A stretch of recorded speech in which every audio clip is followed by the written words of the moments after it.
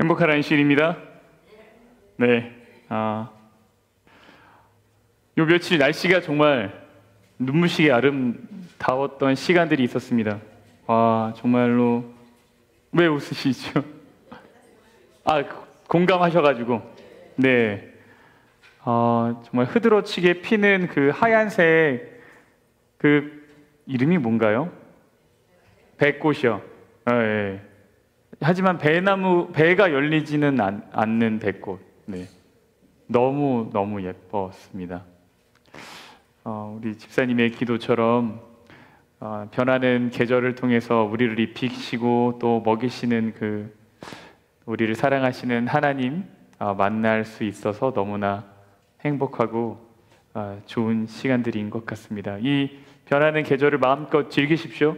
네, 하나님 사랑 마음껏 발견하시면 좋겠습니다. 오늘은 민수기 27장을 함께 보겠습니다. 민수기 27장입니다.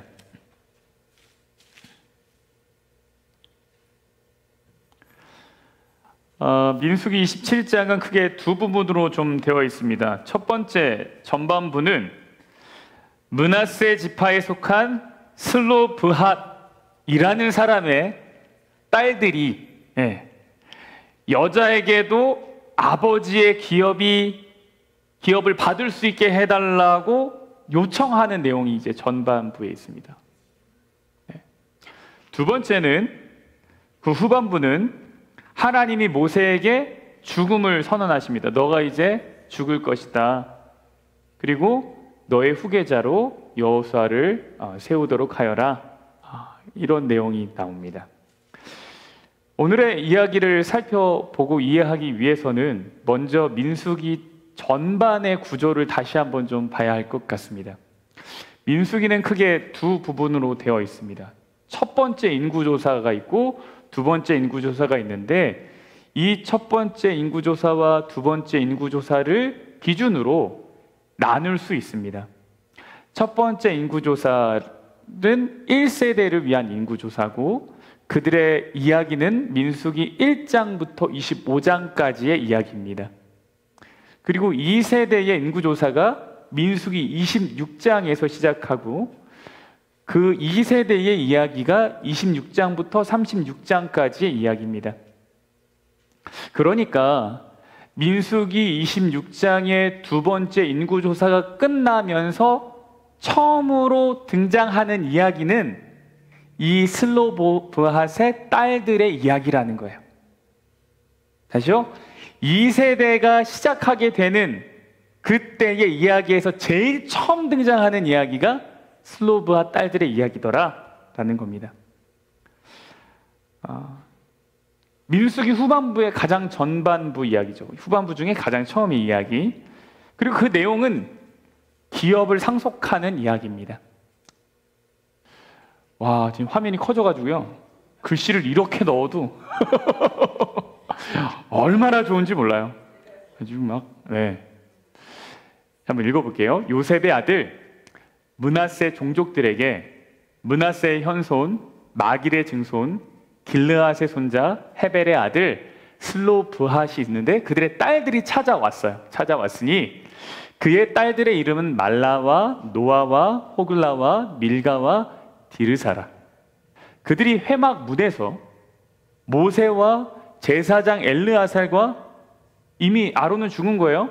엘르아살과 지휘관들과 온 회중 앞에 서서 이르되 지금 딸이 몇 명이에요? 하나, 둘, 셋, 넷, 5명. 5명이 모세랑 모든 이스라엘 회중들 앞에 서서 뭐라고 얘기하냐면 우리 아버지가 광야에서 죽었으나 여호와를 거슬러 모인 고라의 무리에 들지 아니하고 자기 죄로 죽었고 뭐는 없습니까?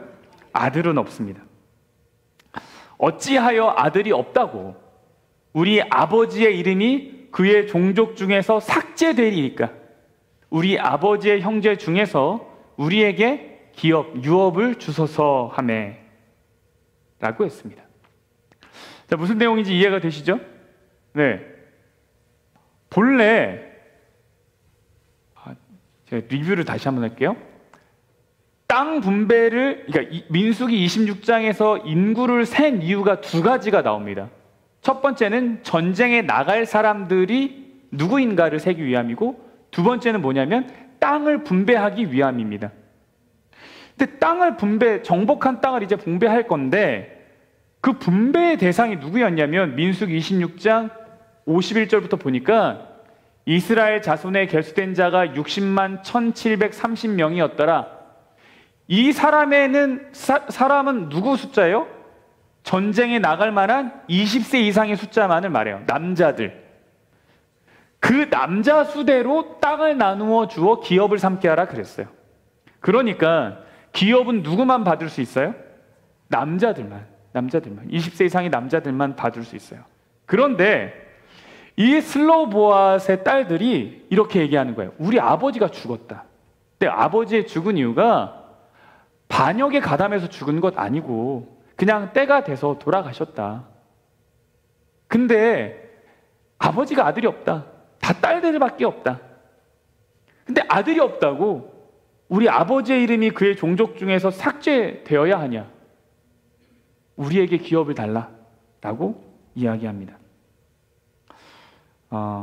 여러분, 이게 당시 상황이 그냥 사회적 분위기가 이랬다라는 것을 보여주는 게 아니에요. 그러니까 무슨 얘기냐면 땅은 남자들만 받아야지 뭐 여자들이 어디서 받으려 그래. 뭐 이런 어떤 암암리의 분위기에 의한 것이 아니라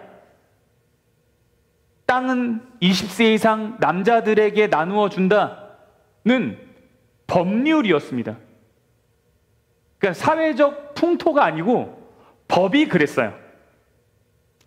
그런데 이것을 부당하다고 여기는 슬로브엇의 딸들이 모든 사람 앞에 가서 우리에게도 기업을 주십시오. 유산을 주십시오. 라고 이야기한 거예요. 근데 이게 단순히 재산이 필요해서가 아니에요. 재산이 필요해서가 아닙니다. 그러니까 재산 상속하는데 왜 오빠만 줘? 이러면서 이제 막 따지는 게 아니에요. 뭐 딸이라고 무시해? 막 이런 게 아닙니다. 이들이 요청하는 이유가 있어요. 그것이 무엇이냐면 이스라엘의 역사 속에서 아버지의 이름이 사라지는 것이 두려웠어요.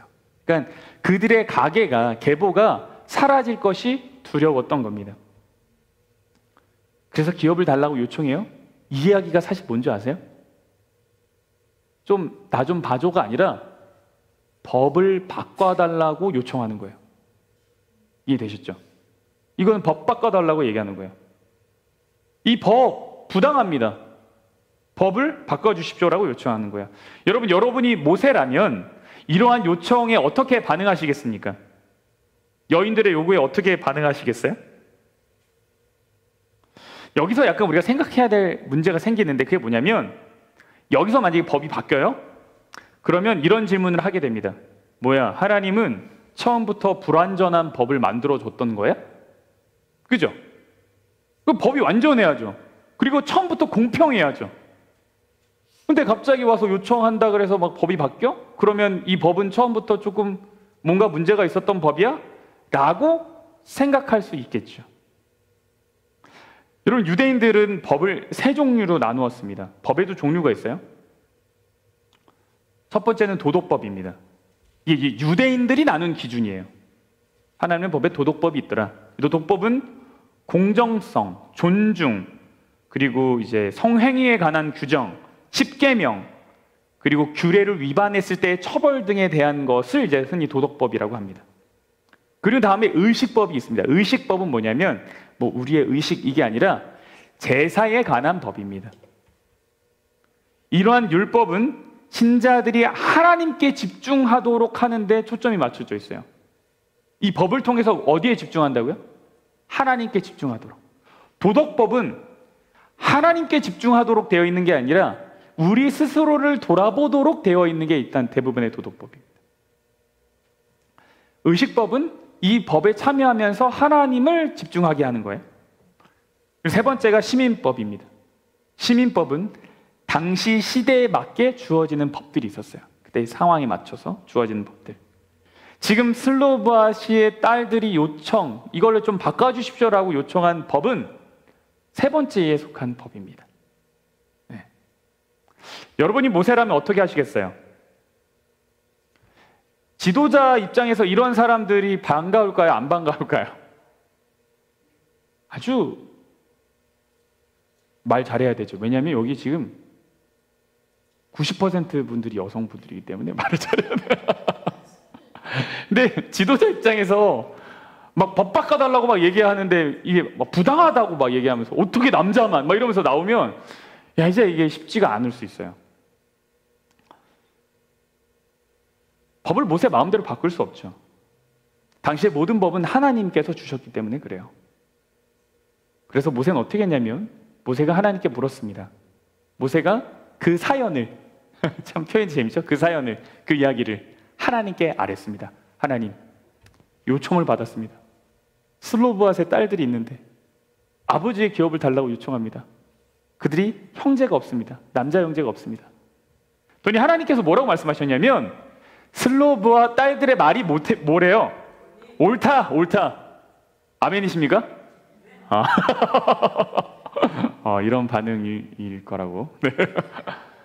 너는 반드시 그들의 아버지의 형제 중에서 그들에게 기업을 주어 받게 하되 그들의 아버지의 기업을 그들에게 돌리치니라. 원래는 아버지의 형제들한테 줬는데 왜냐면 아들이 없으니까 그럼 형제가 가져가는 거예요. 아버지의 형제가. 근데 그 형제에게 줬던 걸 다시 가져와서 딸들에게 이제 주도록 해라.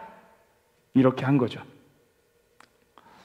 그러니까 하나님이 참 상황에 맞게 어떤 새로운 요청에 맞게 그 시대에 맞게 그들의 요구에 귀를 기울이시고 응답하시는 분이라는 걸 우리가 알 수 있죠. 그러니까 하나님은 법을 딱 만들어 놓고 이거 완벽해.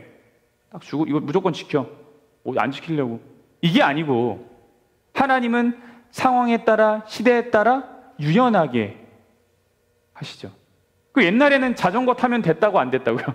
옛날에는 자전거가 아주 고가의 물건이라서 그리스도인은 자전거 같으면 타는 거 안 된다. 이렇게 했다는 거예요. 근데 지금은 자전거 탄다고 누가 뭐라 그래요? 그러지 않죠. 물론 이게 법은 아니지만 시대에 맞게 새롭게 해석되어야 될 것들이 있더라라는 거예요. 그래서 이게 어떻게 되냐면 이렇게 됐습니다. 너는 이스라엘 자손에게 말하여 이르기를 사람이 죽고 아들이 없으면 그의 기업을 그의 딸에게 돌릴 것이요. 이게 새로 개정된 법의 내용이죠.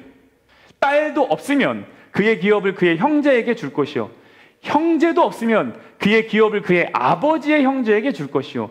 그의 아버지의 형제도 없으면 그의 기업을 가장 가까운 친족에게 주어 받게 할지니라 하고 나 여호와가 너 모세에게 명령한 대로 이스라엘 자손에게 판결의 규례가 되게 할지니라. 여러분, 이 여인들의 모습이 아주 용기 있어 보이지 않습니까? 당시 고대 근동의 여성의 지위를 우리가 살펴보면 이스라엘뿐만 아니라 다른 여러 나라들 속에서 여성이 가지고 있는 사회적 지위가 있잖아요. 근데 그런 걸 살펴보면 정말 파격적인 요청이었고 이거를 받아들인 것 역시 파격적인 것이었습니다. 제가 오늘 잘 몰랐는데 오늘이 우먼스 데이입니까? 맞아요? 모르셨군요. 저 몰랐는데 어떤가요? 고향의 날이요? 고향의 날이요? 고향의 날. 그런 것도 있어요? 몰랐는데 우리 피러가 우먼스 데이라고 우리 시스터즈한테 이제 메시지를 남겼더라고요. 영어로 이렇게 그룹 채팅방에. 네, 아주 스윗하게. 참 따뜻한 친구예요. 그래서 이제 우먼스 데이라는 걸 알았는데 마침 오늘의 내용이 뭔가 그것과 연결되어 있는 것 같은 거죠. 다른 어떤 나라도 여인에게 이와 같이 재산을 나누거나 사회적 지위가 이렇게 주어지지 않았습니다. 근데 이 딸들이 당당하게 요청한 거죠. 이 이야기를 통해서 남자들에게 한정되어 있던 어떤 기업이 하나님께서 이제 나눠주는 땅의 분배가 여인을 통해서 유지되고 전해질 수 있게 된 겁니다. 그러니까 이들 때문에 법이 바뀌었어요. 한국도 어떤 계기를 통해서 법이 생기거나 바뀌면 그 사람 이름을 붙여서 이렇게 법 이름 말하잖아요. 그러니까 만약에 이게 한국에서 있었던 일이라면 뭐 어쩌면 뭐 슬로브와 딸들의 법 뭐 이렇게 붙였을 수도 있겠죠. 어떤 여성 신학자들은 이 내용을 두고 여성들의 인권 신장이다. 봐라, 성경은 가부장적인 사회적 배경을 가지고 있지만 그럼에도 불구하고 하나님의 백성들은 여성을 존중히 여겼으며 그들의 지위가 존중받아줬다. 봐라! 뭐 이렇게 얘기도 합니다. 뭐 사회 참여 운동하는 것처럼 느껴지고 뭔가 이제 그 페미니즘이라고 하는 그 분들에게 아주 너무 멋진 내용일 수 있겠죠. 근데 제가 이게 전부면 이렇게 얘기를 안 했겠죠.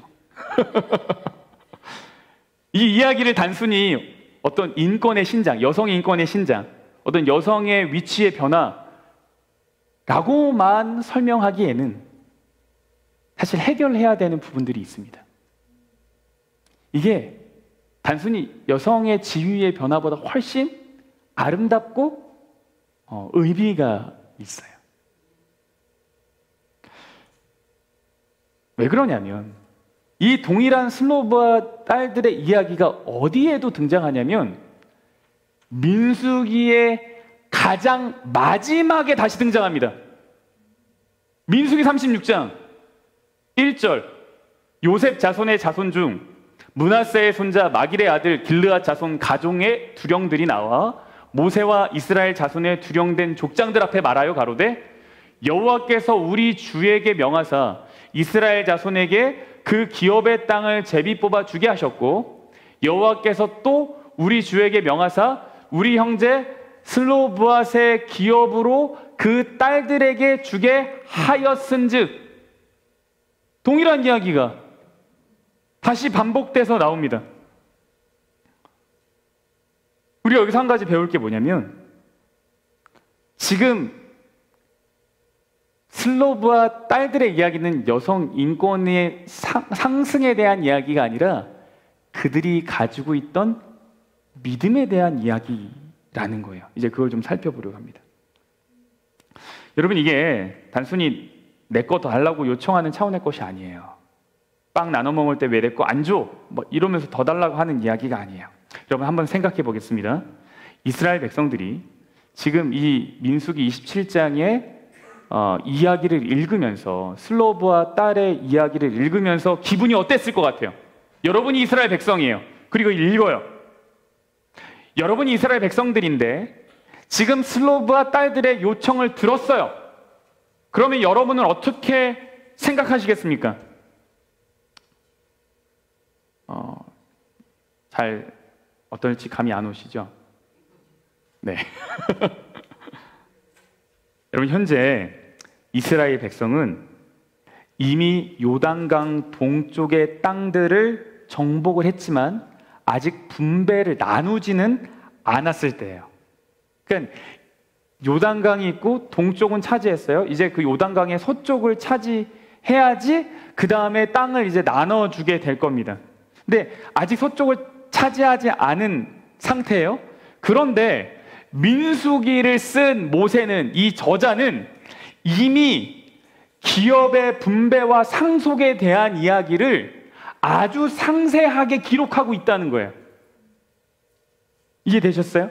그러니까 지금 사실 이 이야기는 땅 다 차지하고 그 다음에 문제가 될 이야기잖아요. 아직 차지해야 될 땅이 너무 많이 남았어요. 이거 전쟁해야 돼요. 이거 아직 할 일이 많이 남았어요. 근데 그게 아직 이루어지지도 않았음에도 불구하고 먼저 슬로브앗의 딸들이 무슨 얘기하냐면 땅 분배에 대한 이야기를 한다는 거예요. 이 말은 뭐예요? 이스라엘 백성들이 나머지 땅을 정복하고 하나님께서는 준비하신다는 그 기업을 반드시 주실 것이라고 하는 믿음을 가지고 얘기한다라는 거죠. 이런 거예요. 슬로브앗의 딸들이 기업을 요청했을 때 뭐? 기업을 받을 수 있게 해달라고? 야, 잠깐만 기다려봐. 야, 아직 우리 거기까지 가지도 않았어. 아직 어떻게 될지도 모르는데 뭘 벌써부터 달라고 난리야. 일단 차지하고 나면 그때 주든지 이렇게 좀 생각해 볼게 라고 할 수 있을 것 같은데 여기는 그러지 않았다는 거예요.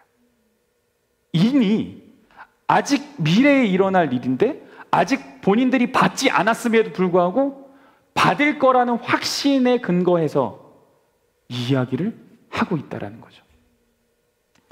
어떤 학자들은요, 기업의 분배의 문제를 일부러 모세 시대의 것처럼 만들어서 이 문제를 다루는 모세라는 리더십의 권위를 빌리려고 했다라고 주장해요. 무슨 얘기냐면, 말이 좀 어렵죠? 무슨 얘기냐면 나중에 있었던 일인데 이 땅 분배에 관한 거를 모세가 한 것처럼 해야지 좀 권위가 쓰니까, 그래야지 소위 말해서 말빨이 서니까 나중에 있었던 일인데 마치 지금 있었던 일인 것처럼 갖다 넣었던 거다, 이렇게 얘기한다는 거예요, 어떤 신학자들은. 근데 그게요, 그렇게 바람직한 해석처럼 보이지 않아요. 왜냐하면 말씀드렸다시피 이미 민수기 21장에서는 요단강 동쪽 지역을 정복을 했어요. 그리고 민수기 32장에서 땅의 분배가 시작해요. 그럼 21장부터 32장 사이에 그 기간이 있는데 이미 땅 일부분은 차지를 한 거죠. 그럼 이 기간 동안 이미 백성들은 땅 분배에 대한 기대를 가지고 있었을까요? 안 가지고 있었을까요? 가지고 있었겠죠, 당연히. 이런 거예요. 어릴 적에 여러분 학년이 바뀔 때마다 여러분 막 설레이고 기대했던 시간들이 있죠. 언제 그래요? 내년도 나는 몇 학년 몇 반이 될까? 기억나십니까? 그럼 친한 친구한테 가가지고 야, 너 몇 반이야 몇 반이야 물어보잖아요. 그러면 나랑 친한 친구랑 같은 반 됐다 그러면 막 좋아해서 또 다른 친구한테 가가지고 야, 너는 몇 반이냐? 그리고 막 물어봐가지고 이제 우리 같은 반이라 그러면 아직 학기는 시작도 안 했는데 벌써부터 뭐예요? 야, 그럼 너랑 나랑 짝하고 너랑 나랑 짝하고 우리 저 뒤에 어디서 이렇게 청소함 뒤에 앉자? 이미 뭐예요? 계획을 세운다고요. 그러니까 사람들은 땅을 완전히 정복하지 않았지만 땅 일부를 정복하는 순간부터 이미 마음속에는 땅 분배에 대한 기대가 있었던 거고, 슬로브와 딸들은 그 시대에 맞춰서 땅 분배, 나도 하나님의 기업 받고 싶어. 우리 아버지 이름이 계속 우리 가문이 기록되기를 원해. 아직 일어나지 않았지만 그것을 믿음으로 요청했다라는 거예요. 더군다나 민수기 27장 이전에 26장에서요.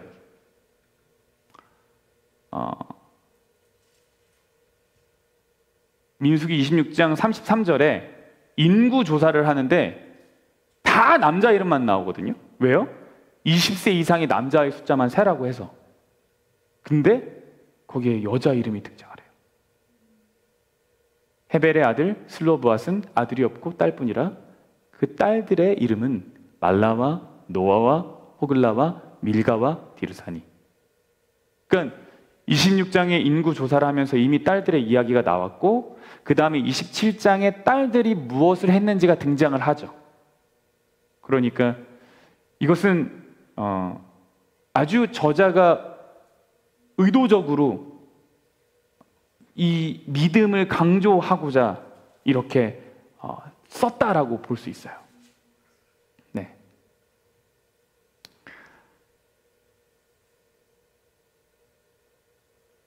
그래서 이렇게 좀 보여집니다. 참 이 슬로브앗의 딸들은요, 조금만 힘들어도 돌아가겠다고 했던 1세대랑은 너무 다릅니다. 1세대는 분명히 하나님이 약속했는데 가다가 좀만 힘들면 뭐예요? 아, 나 못 가. 나 안 가. 이게 뭐야 이게. 애굽에 살던 때가 훨씬 좋아. 이게 이제 1세대인데 2세대의 처음 시작을 탁 시작하는 이 슬로브앗의 딸들은 어떻게 해요? 아직 받지도 않은 법을 바꿔달라고 하고 나 이거 달라고 얘기하고 막 이렇게 전짓하는 거죠.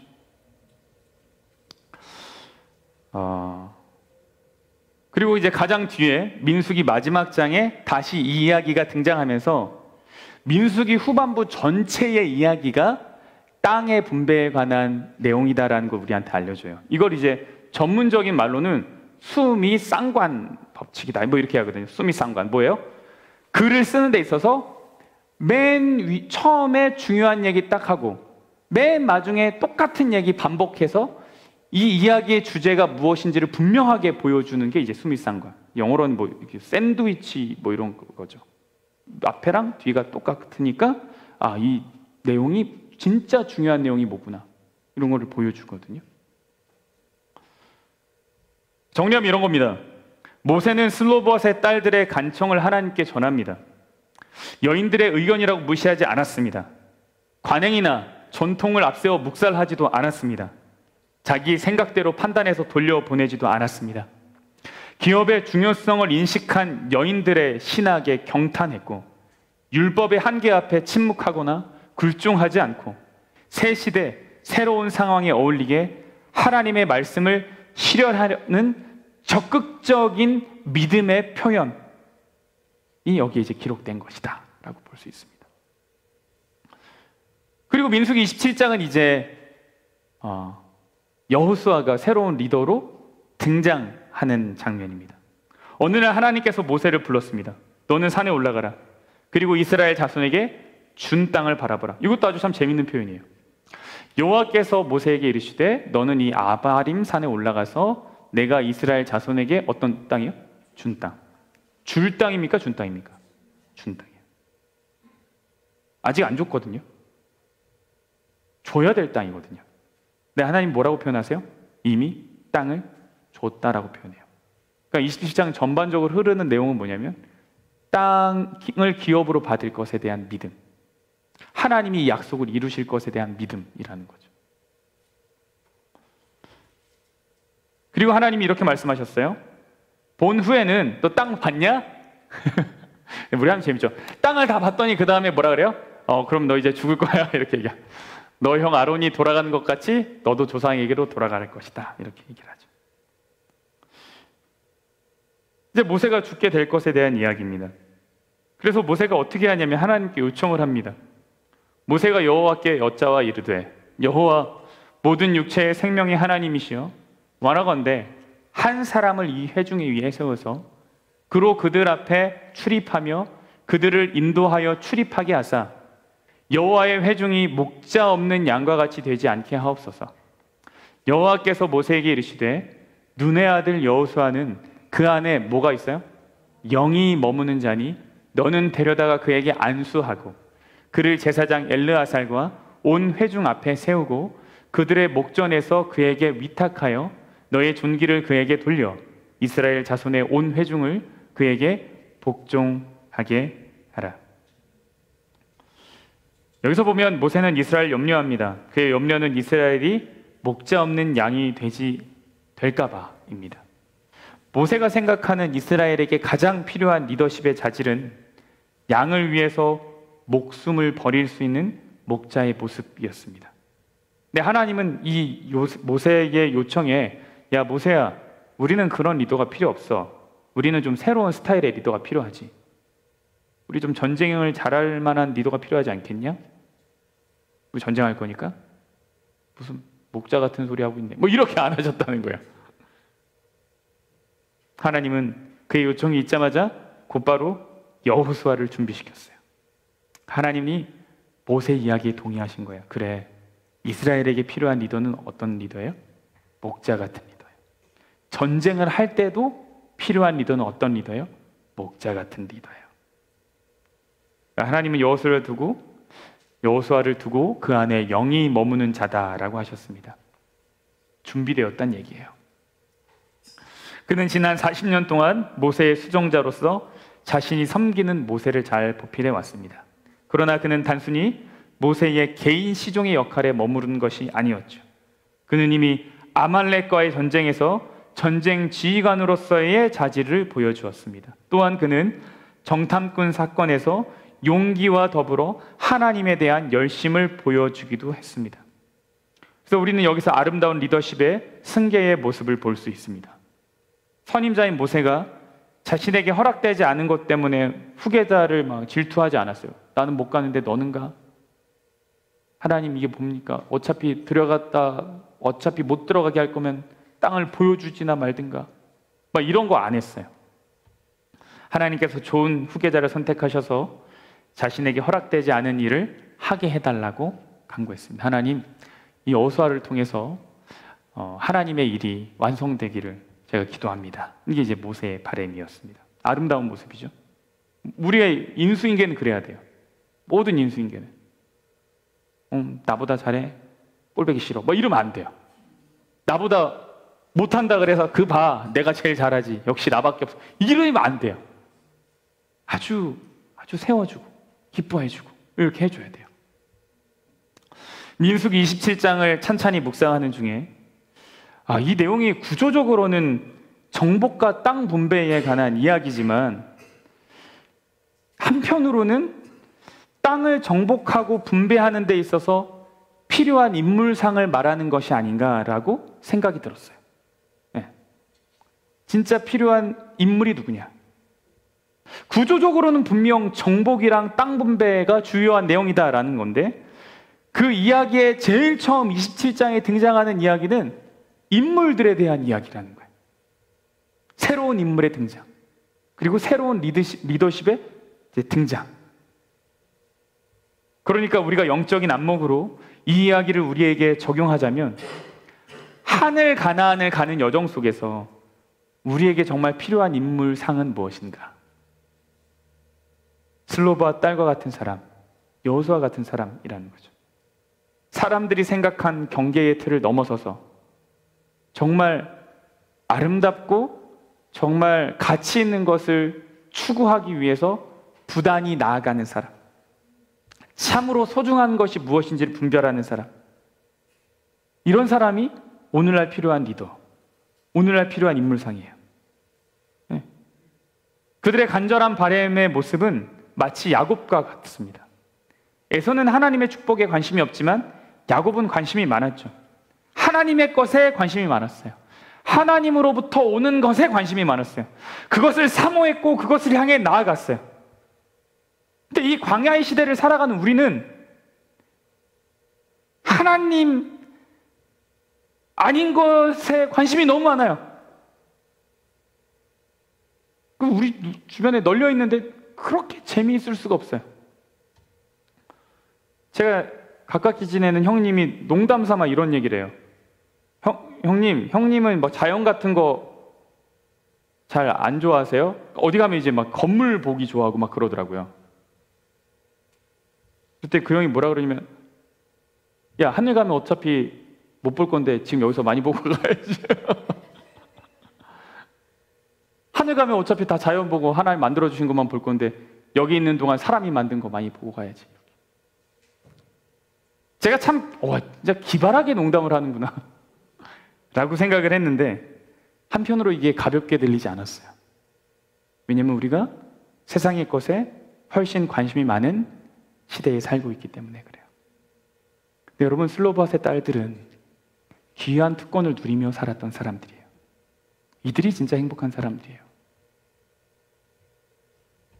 여러분, 우리가 이런 귀한 특권을 소중히 여기고 이것을 간절히 바라면서 나아가면 좋겠습니다. 세상의 것에 너무 눈 많이 돌려가지고 진짜 좋은 게 뭔지 우린 엄청 빨리 파악하잖아요. 야, 이건 좋다, 이건 아니다. 그죠? 하나님의 것에도 그러냐고 제가 여쭙는 거예요. 영적인 일에 있어서도 여러분이 그러한 안목을 가지고 보시냐는 거죠. 근데 우리가 그래야 된다는 거예요.